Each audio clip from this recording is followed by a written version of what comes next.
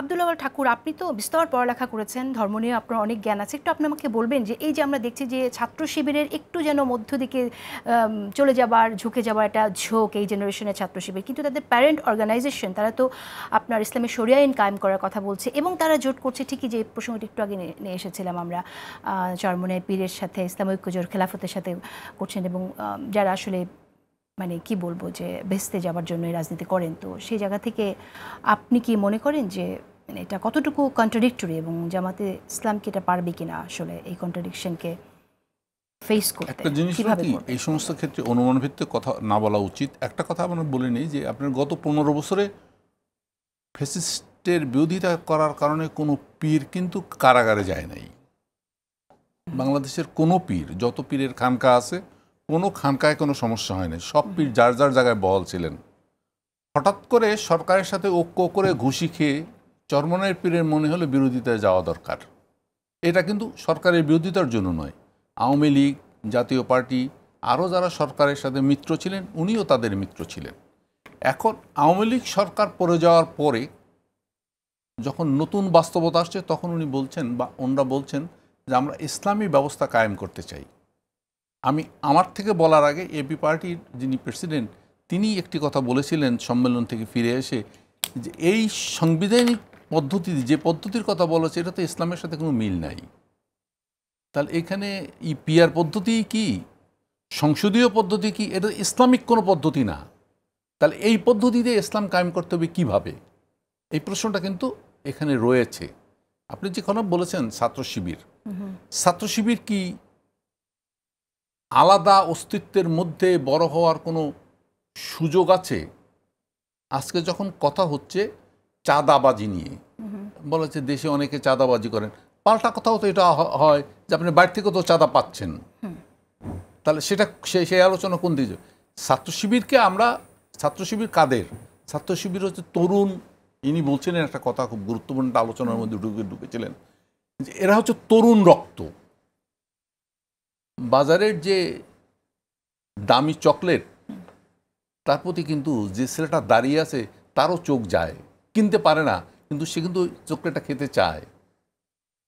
নেশার পণ্য যে ব্যবহার করছে সে তো করছে, কিন্তু যে করছে না তারও কিন্তু নেশাখোরের প্রতি চোখ যায়। অর্থাৎ বাতাস যখন চলে তখন কিন্তু চোখ অন্ধ হলে প্রলয় বন্ধ হয় না। এটা সকলকে আক্রান্ত করে। আজকের বাংলাদেশের আসপেক্ট আপনি যদি মনে করেন, যেখানে ছাত্র শিবির ছেলেরা কি সবাই ধূমপান বিরোধী, ছাত্র শিবির আপনি কি রাস্তায় যদি বেরোন, বোরকা পরা কত ছেলে মেয়ে তাদের সকল ইলিগাল রিলেশনের মেনটেন করে, এটা যদি আপনি দেখেন, তাহলে যে মেয়েটি বোরকা পড়ছে সেই ইলিগাল রিলেশনটা মেনটেন করছে কেন? তার বাড়ির থেকে তো তাকে বোরকা দিয়ে দেওয়া হয়েছে, বোরকার সাথে তো তাকে বহুদিন নিষিদ্ধ করে দেওয়া হয়েছে। যে ছেলেটা দাড়ি রেখে তার সাথে কথা বলছে, আমি প্রত্যক্ষদর্শী, যে ছেলেটা দাড়ি রেখে তার সাথে ইলিগাল কথা বলছে সে কে? আমি তার আইডেন্টিটি জানি না, কিন্তু আমি এটা বুঝি যে বাতাস প্রত্যেককেই আক্রান্ত করে। এই বাউলা বাতাস বলেন, ঝড়ের বাতাস বলেন, বিশ্ববিদ্যালয় কেন্দ্রিক বলেন, আমাদের কি বলে ইন্টারনেট গ্রুপ বলেন, এটা শিবিরের গায়ে লাগে। সেই লাগাটাকে জামাতের গায়ে লাগবে কিনা সেটা একটু শুনি। এই আজকে যিনি শিবির, তিনি তো জামাত হবেন। যদি লাগার প্রশ্ন না থাকতো, তাহলে জামাতের মধ্যে যে ডিভিশনের কথা বলা হয়েছে, একসময় যেখানে কামরুজ্জামান সাহেবকে বলা হতো, আরও লোকদের নাম বলা হতো, তাহলে সেই ডিভিশনটা কি? এমন কথাও তো উঠেছে যে একদল লোক ৭১-এর ব্যাপারে বলতে চান এটা ভুল হয়েছে, আর এক দল বলতে চান ভুল হয়নি। তাহলে এই মতপার্থক্যের সূত্রটা কি? যদি আপনি বলেন যে একটি ভারত অর্গানাইজড, আরেকটি এন্টি ভারত অর্গানাইজড, তাহলে এই দুই অর্গানাইজেশনের গোড়ার কেন্দ্রটা কোথায়? কেন্দ্রটা তো যেখানে ঘুরপাক খাচ্ছে সেখানেই। এই যে ঘুরপাক খাওয়াটা, পরিবর্তনটা কি? পরিবর্তনটা তো ভেতর থেকে বাইরে যায়। এটা ভেতরের মধ্যে শুরু হয়, তারপর এটা বাইরে। এখন এটা কতদূর পরিবর্তন হবে, এখানে একটা জিনিস আমাদের মনে রাখা দরকার, সেটা হচ্ছে তুরস্কর এরদোগান হচ্ছেন, বা এখন যিনি আছেন মূলত যে পার্টি, এটা মূলত কিন্তু জামাত, মানে ব্রাদারহুড। এদের মূল অর্গানাইজেশন ব্রাদারহুড। তাহলে তুরস্কে যে কাজটা তারা করেছিল, কামাল আতাতুর্কের সময় তুরস্কের কেন্দ্র ছিল ইসলাম বিরোধী, সেখানে আরবিতে আজান হতো না, কিন্তু তুরস্কের গ্রামগুলো কিন্তু সেই মুসলিম খেলাফতকেই তারা অনুসরণ করত। বাংলাদেশকে যদি আপনি মেলাতে চান, ঢাকা বিশ্ববিদ্যালয়ের একজন ছাত্র আর ওই গ্রামের একজন স্কুলে পড়া ছাত্র একই বই পড়ে, কিন্তু একই বাতাসে গরম হয় না। এই যে মানসিকতার পরিবর্তন, আজকে যে বিশ্ববিদ্যালয়ে, ঢাকা বিশ্ববিদ্যালয়ের যে অবস্থা। আমরা যদি একটু আদর্শের কন্ট্রাডিকশন নিয়ে কথা বলি, ছাত্র শিবিরের যে আদর্শ আমরা দেখছি এখনো, তারা কি আসলে সেই আদর্শে বিশ্বাসী কিনা, এটা আসলে নির্বাচনের কৌশল, সেটা আমরা জানি না। এবং জামাতের যে আদর্শ, সেই জায়গাতে খুব সংক্ষেপে যদি একটু আমরা এইখানে একটা কথা আমি আপনাকে বলি, এই যে আন্দোলনের মধ্যে আছেন আহমদ আব্দুল কাদের, তিনি একসময় ছাত্র শিবির করতেন, যুব শিবির করেছেন, তাহলে তিনি জামাতের সাথে ডিফার করলেন কেন?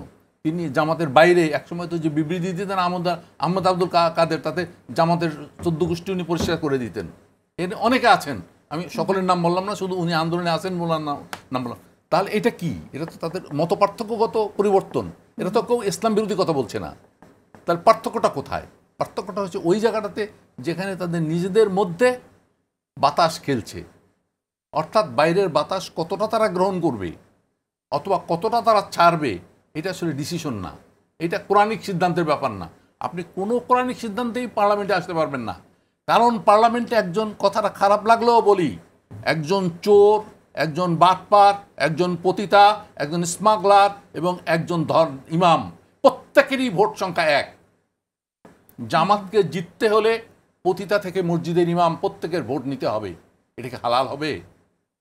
আজকে কিন্তু এই প্রশ্নটাকে আমার আসতে হবে, যদি আপনি গণতান্ত্রিক রাজনীতির বিবেচনা করেন। আপনি ধর্ম রাজনীতি আলোচনা করেন সেটা আলাদা, কারণ সেখানে ডিসাইড করতে হবে কে আপনার ডিসাইডিং ফ্যাক্টর।